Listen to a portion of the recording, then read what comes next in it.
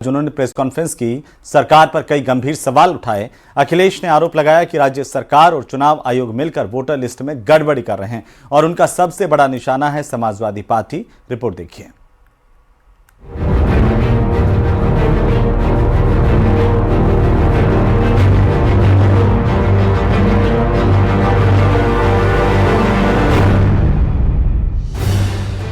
अखिलेश यादव ने यूपी सरकार पर बड़ा सवाल उठाया है। कुछ दिन पहले सीएम योगी ने यह बयान दिया था कि एसआईआर लिस्ट से 4 करोड़ वोटर कम हुए हैं। अब 18 वर्ष से ऊपर का मतदाता सूची में नाम होना चाहिए, तो ये संख्या होनी चाहिए 16 करोड़। और मतदाता सूची में एसआईआर के बाद जो मतदाता सूची में नाम आए हैं वो कितने आए हैं? 12 करोड़। ये 4 करोड़ का जो गैप है। अखिलेश यादव ने सीएम योगी के बयान का हवाला देते हुए पूछा कि बगैर किसी ऑफिशियल डेटा के सीएम कैसे कह सकते हैं कि 4 करोड़ वोटर एसआईआर लिस्ट से हट गए हैं। आंकड़े हम पर तो आए नहीं, अभी हम लोगों को आंकड़े तो मिले नहीं। ये मुख्यमंत्री को कैसे पता लग गया कि 4 करोड़ उनके वोट कट गए? सब बीजेपी के पास आंकड़े पहुंच गए हैं। सुनने में आ रहा है कि रात में बैठ करके उनके विधायक, बीजेपी के नेता लोग, प्राइवेट कंपनियां के वोट कैसे बढ़ाया जाए, वोट को बराबर कैसे किया जाए कि 4 करोड़ वोट कट गए। सोचो, मुख्यमंत्री ने स्वीकार किया कि 4 करोड़ वोट उनका कट गया है। उन्हें कैसे पता है उन्हीं का कट गया है? सीएम योगी ने बीजेपी कार्यकर्ताओं से अपील की थी कि एसआईआर के काम को पूरी शिद्दत से करें, क्योंकि जिनके नाम कटे हैं वो 90% आपके वोटर हो सकते हैं। 15 करोड़ 44 लाख से घट करके ये हो गई है 12 करोड़। ये जो 4 करोड़ का गैप है, ये मिसिंग है। ये आपका विरोधी नहीं है। इसमें से 85 से 90% आपका मतदाता है, याद करना। अखिलेश यादव ने कहा कि ये बयान साबित करता है कि राज्य सरकार और चुनाव आयोग मिलकर मतदाता सूची में हेरफेर कर रहे हैं और इसका सबसे बड़ा निशाना समाजवादी पार्टी है। और ये जो साजिश षड्यंत्र कर रहे हैं उस पर नजर रख करके वोट नहीं कटने देंगे। और जो साजिश हो रही है कि नोटिस पहुंचे ही नहीं और वोट काट दें हम, अगर कोई स्पेलिंग मिस्टेक है नाम में तो उससे भी हम वोट काट दें, उससे सावधान होने का काम हमारे जागरूक पीडीए प्रहरी करेंगे। अखिलेश ने कहा कि 4 करोड़ के आंकड़े को 403 विधानसभा सीटों से बांटा जाए तो हर सीट पर करीब 84,000 वोट हट गए हैं। इतना बड़ा बदलाव प्रशासनिक आदेश के बगैर संभव नहीं है। वहीं योगी के बयान पर अखिलेश के पलटवार से सियासी घमासान जारी है। Bureau report, news 18, Uttar Pradesh, Uttarakhand.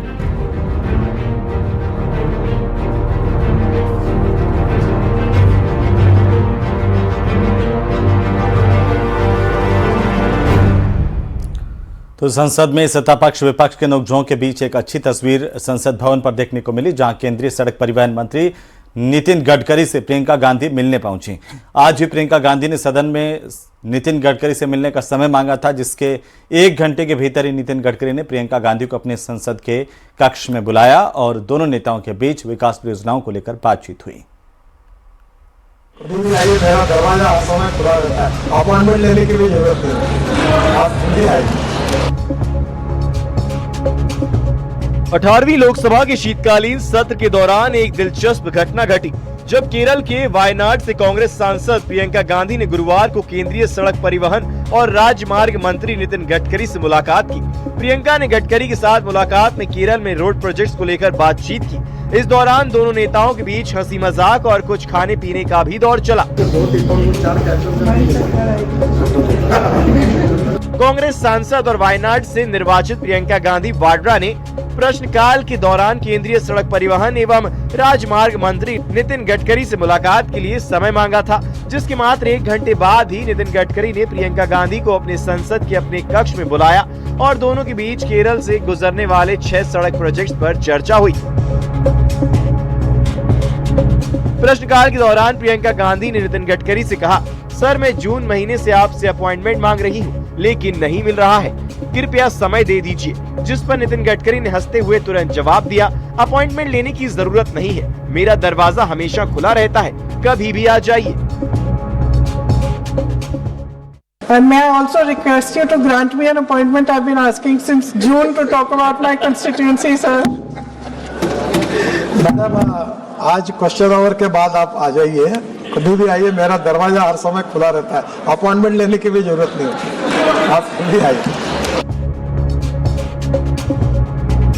ये घटना पक्ष विपक्ष के बीच सहयोग और सौहार्द की मिसाल बनी। प्रियंका गांधी जो नवंबर 2024 में वायनाड से सांसद चुनी गई, अपने पहले सत्र में सक्रियता दिखा रही हैं। गडकरी की दोस्ताना प्रतिक्रिया ने दिखाया कि संसदीय कार्रवाई में व्यक्तिगत मुद्दों पर सहयोग संभव है।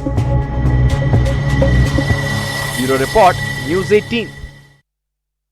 और इसी बीच नागौर के बिरलोका इलाके से बड़ी खबर मिल रही है, जहां पर एक झोलाछाप के इलाज से बच्चे की मौत का मामला और निजी क्लिनिक के सामने शव रख करके ग्रामीणों का प्रदर्शन जारी है। धरना दिया जा रहा है। 5 सूत्री मांगों को लेकर के लोग ये धरना दे रहे हैं। हत्या का मुकदमा दर्ज कर उचित मुआवजे की मांग की जा रही है। झोलाछाप के इलाज के बाद तबीयत बिगड़ गई थी और इस दौरान आज जोधपुर में बच्चे की मौत होने की जानकारी सामने आई।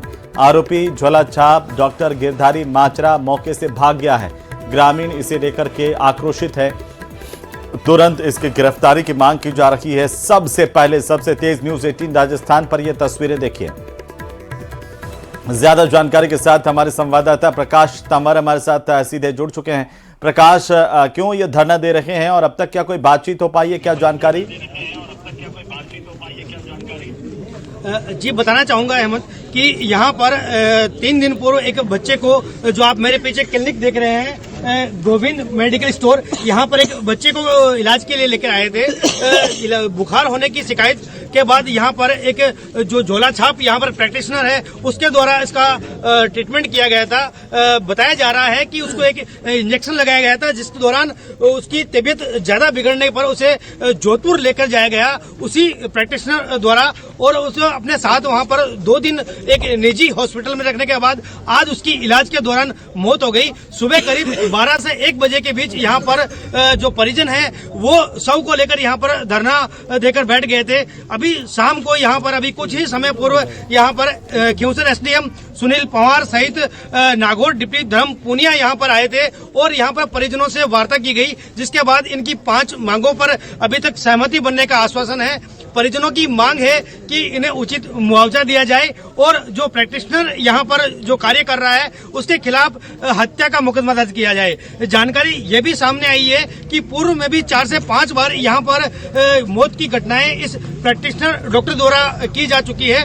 पूर्व में एक बार यहाँ पर एसडीएम द्वारा इस मेडिकल स्टोर को सीज भी किया जा चुका है, लेकिन लगातार घटनाएं होने के बावजूद भी ये प्रैक्टिशनर यहाँ पर अपना जो प्रैक्टिस है वो करता हुआ यहाँ पर देखा गया है और आज फिर एक बच्चे की यहाँ पर मौत हो गई है। जी बिल्कुल। अब ग्रामीण और ये लोग क्या कह रहे हैं, क्या मांगे हैं इनकी? ग्रामीणों की मांग है कि इन्हें उचित मुआवजा दिया जाए और जो डॉक्टर है यहाँ पे प्रैक्टिशनर जो अपने खुद को डॉक्टर बता रहा है उसके खिलाफ हत्या का मुकदमा दर्ज किया जाए और उसका जो लाइसेंस है वो रद्द किया जाए। साथ ही परिजनों की मांग है कि जो भी इनके एक परिजन को सरकारी नौकरी दी जाए। इनकी सहित आज अभी कुछ ही समय पूर्व एसडीएम के साथ इनकी वार्ता हुई, जिनमें इनमें सभी मांगों को मानने का आश्वासन दिया गया, जिसके बाद यहाँ से शव को पोस्टमार्टम के लिए यहाँ से ले जाया गया है और जो अभी धरना है यहाँ पर लगभग समाप्त होने के कगार पे है। चलिए, बहुत शुक्रिया प्रकाश। हुआ है। दरअसल दत्तात्रेय ने मुस्लिम समुदाय से अपील करते हुए कहा कि उन्हें भी प्राणायाम और सूर्य नमस्कार करना चाहिए और इस पर मुस्लिम धर्मगुरु मौलाना साजिद रशीदी ने कहा कि हुस्बुले को भी नमाज पढ़नी चाहिए क्योंकि नमाज पढ़ने से शरीर स्वस्थ रहता है। रिपोर्ट देखिए। धर्म वही है, धर्म का नियम सबके लिए लागू होता है। आप अपने अपने पंथ पर हैं, दुनिया में किसी भी देश के लोग पालन कर सकते हैं। अपने अपने पंथ को रखकर नमाज पढ़ने वाले हमारे मुस्लिम बंधु भी पर्यावरण की दृष्टि से नदी की पूजा करें तो क्या बिगड़ता है? वो सूर्य नमस्कार करे तो हम कोई विरोध करने वाले हैं क्या? वो प्राणायाम करेंगे तो गलत है क्या? नहीं है।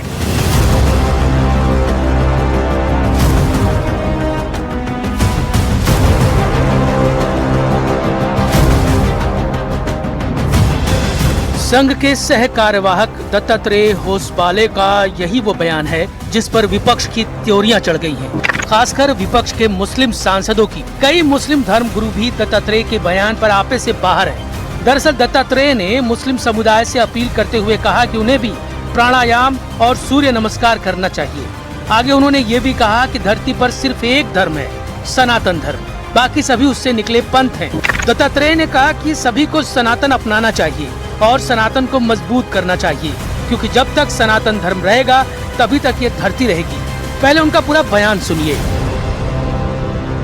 धर्म वही है, धर्म का नियम सबके लिए लागू होता है।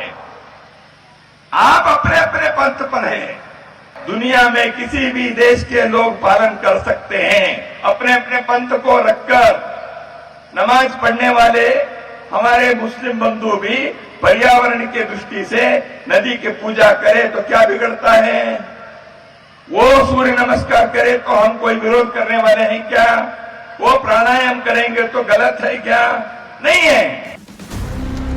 होसबाले के इस बयान पर मौलाना साजिद रशीदी ने कहा कि अगर उनकी नजर में नमाज के साथ पूजा करने से कोई दिक्कत नहीं है तो दत्तात्रेय को भी नमाज पढ़नी चाहिए, क्योंकि नमाज पढ़ने से शरीर स्वस्थ रहता है। वहीं स्वामी दीपांकर ने होसबाले के बयान का समर्थन करते हुए कहा कि योग सभी के लिए वरदान जैसा है, इसलिए हर किसी को योग करना चाहिए और नदियों को पूजना चाहिए। दत्तात्रेय होसबाले जी, हम भी आपसे कहते हैं कि आप एक काम करें, नमाज पढ़ें, व्यायाम के हिसाब से, वर्जिश के हिसाब से हमारे साथ नमाज पढ़ना शुरू कर दें आप। हम नहीं कहते आपसे कि नदियों की पूजा करना छोड़ो, हम नहीं कहते आपको गाय को माता मानना और बैल को पिता मानना छोड़ो, सब कुछ करो, लेकिन नमाज पढ़ना शुरू कर दो हमारे साथ, क्योंकि ये भी वर्जिश का एक हिस्सा है। नमाज अपनी जगह है, इबादत अपनी जगह है, इससे वर्जिश भी होती है। निसंदेह मैं समझता हूं कि योग हर व्यक्ति के लिए, हर मनुष्य के लिए, चाहे वो हिंदू हो, मुस्लिम हो, सिख हो, ईसाई हो, सभी के लिए एक वरदान जैसा है। मैं समझता हूं जब यूनाइटेड नेशन कर सकता है तो भारत में कोई मुस्लिम या हिंदू क्यों नहीं? हर व्यक्ति को करना चाहिए और मैं समझता हूं कि मुस्लिम समाज को भी करना चाहिए। उनकी वैसे तो नमाज भी उनके लिए योग ही है, पर मैं समझता हूं कि सूर्य नमस्कार जैसी विधा जो परमात्मा ने प्रकृति और धरती के लिए दी है, मैं समझता हूं उसका उपयोग हर व्यक्ति करे। वहीं कांग्रेस सांसद प्रमोद तिवारी ने कहा कि धर्म के आधार पर फूट डाले बिना योग बहुत अच्छी चीज है, जबकि बीजेपी सांसद गुलाम अली खटाना ने कहा कि मुसलमानों को स्टीरियोटाइप से बाहर आना चाहिए। दत्तात्रेय होसबाले ने योग को लेकर जो बयान दिया है, मुसलमानों को आपत्ति नहीं होनी चाहिए। वैज्ञानिक रूप से एक अच्छी प्रक्रिया है, उसमें धर्म हटा दो जिसको आपत्ति हो अपने, लेकिन इस वैज्ञानिक प्रक्रिया का पालन होना चाहिए। मैं एक बात जरूर ये कहूँगा कि मुसलमानों को बहुत सारी चीज़ों पे जो उन्होंने अडॉप्ट करी है, जिनका रिलीजन से कोई ताल्लुक नहीं है, एक स्टीरियोटाइप, उससे बाहर आना चाहिए, ये मेरा मानना है। दरअसल आरएसएस मानता है कि पूरे भारत में हर एक इंसान सनातनी है, क्योंकि सभी भारतीयों के पूर्वज सनातनी रहे हैं। इसी आधार पर दत्तात्रेय ने कहा कि मुस्लिम समुदाय अगर नमाज के साथ सूर्य नमस्कार भी करे तो इसमें क्या बुराई है। हालांकि उनके बयान पर जोरदार घमासान छिड़ गया है। तो वहीं लोकसभा में जी राम जी बिल पास हो गया। बिल पर विपक्ष का लोकसभा में भारी हंगामा भी देखने को मिला। मंत्री शिवराज सिंह चौहान जब संसद में जवाब दे रहे थे तब उनके ऊपर बिल की कॉपी फेंकी गई। विपक्ष को जहां महात्मा गांधी का नाम मनरेगा से हटाए जाने पर ऐतराज है, तो वहीं बीजेपी ने कहा कि वे महात्मा गांधी का सम्मान करते हैं। रिपोर्ट देखिए। जो सदस्य के पक्ष में आ गए, जो सदस्य विरोध में ना गए, मेरे विचार में निर्णय हाँ वालों के पक्ष अनुसूचित। लोकसभा में विकसित भारत जी राम जी बिल पास हो गया है। विपक्ष के हंगामे के बीच वीवी जी राम जी बिल पास हुआ और अब राज्यसभा में पेश किया जाएगा। मेरे विचार में निर्णय हाँ वालों के पक्ष खंड 2 से 37 विधेयक का अंग बना। प्रस्ताव करता हूँ कि इस विधेयक को सभा द्वारा पारित किया जाए। प्रश्न है कि विधेयक को पारित किया जाए। जो सदस्य के पक्ष में हाँ गए, जो सदस्य विरोध में ना गए, मेरे विचार में निर्णय हाँ वालों के पक्ष प्रस्ताव स्वीकृत हुआ, विधेयक पारित हुआ। वीवी जी राम जी बिल पर विपक्ष का लोकसभा में हंगामा भी देखने को मिला। लोकसभा में शिवराज सिंह के ऊपर बिल की कॉपी फेंकी गई। दरअसल विपक्ष ने बिल की कॉपी फाड़कर शिवराज सिंह पर फेंकी थी। ये वाकया उस वक्त हुआ जब विकसित भारत जी राम जी बिल पर शिवराज सिंह संसद में जवाब दे रहे थे। हालांकि शिवराज सिंह चौहान ने महात्मा गांधी को आदर्श बताया। सबसे पहले मैं पूज्य बापू के चरणों में प्रणाम करना चाहता हूं। बापू हमारी श्रद्धा है, बापू जी हमारे आदर्श है, बापू हमारी प्रेरणा है, बापू हमारा विश्वास है। विपक्ष जीराम जी बिल को लेकर सरकार पर आक्रामक है। विपक्षी नेता ने बिल के स्वरूप पर तो सवाल नहीं खड़े कर रहे हैं, लेकिन नाम पर सवाल उठा रहे हैं। माननीय अध्यक्ष महोदय, सुरक्षित रखने का काम हमने इस विधेयक में किया है। पहले एक्रोनिम बाद में नीति, और आज हम मिसाल देख रहे हैं, पहले शांति और दूसरा जी राम जी। हालांकि वो एक्रोनिम मेरे नाम से जुड़ता है, उसका मैं विरोध करूंगा बाद में। मकसद एक ही है कि उस कानून को कत्ल कर दिया जाए, खत्म कर दिया जाए। कौन सी ऐसी भारत में रियासत है जिसके पास पैसे है, बताइए आप। मार्च के महीने में हर रियासत अपना बजट बनाएगी, कौन सी रियासत के पास पैसा है? तो ये मालूम हो रहा है कि सरकार गरीबों के खिलाफ है, गुर्बत का खात्मा नहीं करना चाहती। विपक्ष की आदत शोर मचाओ और भागो। आज तो उन्होंने बिल की प्रतियां भी फाड़ दी, कागज उड़ा दिए। जिस प्रकार से शिवराज सिंह चौहान जी ने पूरी कांग्रेस पार्टी को इस बिल पे बेनकाब किया है। 100 दिन काम मिलता था गरीब लोगों को, 125 दिन हो गया। प्रस्ताव करता हूं कि इस विधेयक को सभा द्वारा पारित किया जाए। वीवी जीराम जी बिल पर लोकसभा में भारी हंगामे के बीच पास हो गया। अब इसे राज्यसभा में पेश किया जाएगा। वहीं बिल के नाम को लेकर विपक्ष भी लगातार हमलावर है। Bureau report, news 18। मेरे विचार में निर्णय हाँ वालों के पक्ष। तो पटना में